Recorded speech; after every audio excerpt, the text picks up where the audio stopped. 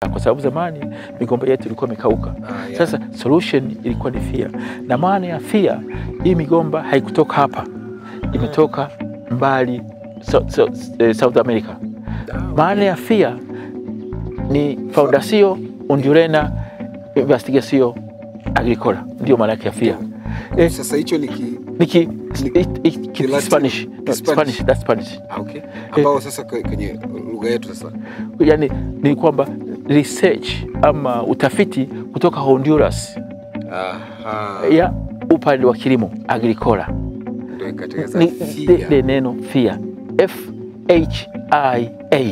Sasa utakuta watu wengi hawajui hata kuandika hilo neno. Wenyewe wanaandika FIA ya, lakini ukweli wa mambo ni FHIA. Obviously hata mimi nilikuwa ningeandika hivyo FIA. Tunajua kwamba FIA basi ni neno FIA. Kumbe ni tafsiri kwa sababu huko South America wanalima ndizi sana. Na hii ndizi ya FIA ndio inaliwa zaidi sana ulimwenguni, kwa sababu supermarket zote za Ulaya hizi ndizi za kuiva ndio zinaliwa hizo. Ndio FIA. Kwa sababu na yield ya kwake ni kubwa sana. Unaona ndizi kubwa sana namna hiyo. Kwa hiyo yield inakuwa kubwa sana.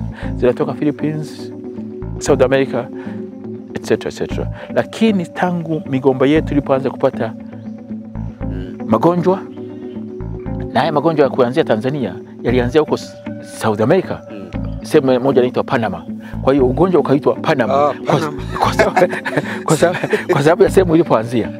Sasa mimi nimekuwa nasikia Panama, ugonjwa wa Panama. Panama the place.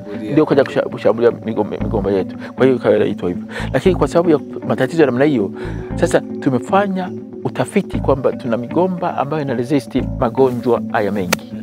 Okay?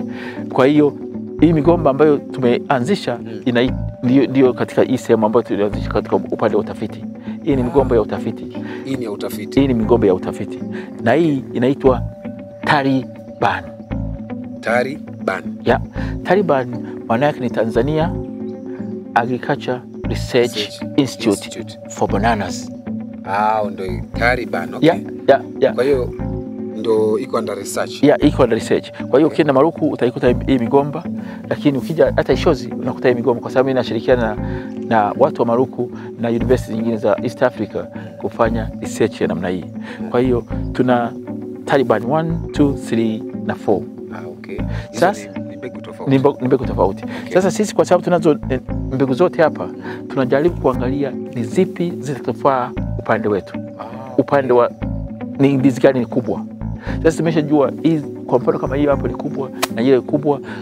Sasa kwa hiyo tutakuwa tuna select ambazo tunaziona ni nzuri, tunabakiza hizo, na nyingine ambazo tunaona kwamba sio nzuri zinaondoka. Hizi ndio ndizi zetu za zamani. Okay. Na hii mbegu inatoka wapi? Hii mbegu ni kutoka research. Migomba imetoka Rwanda, Uganda, Kenya na Ethiopia. Okay. Ndio migomba ikazaliwa hii hapa. Hii actually originally inazalishwa kwenye laboratory.